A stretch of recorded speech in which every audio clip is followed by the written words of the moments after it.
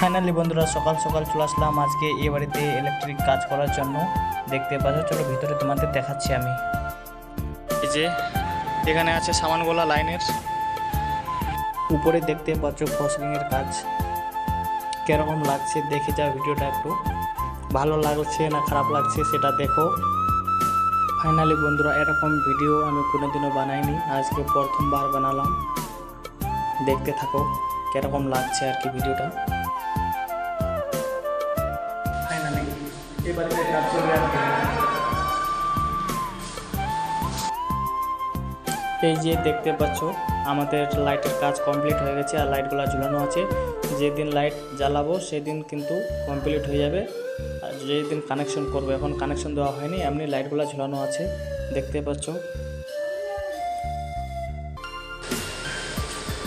Complete.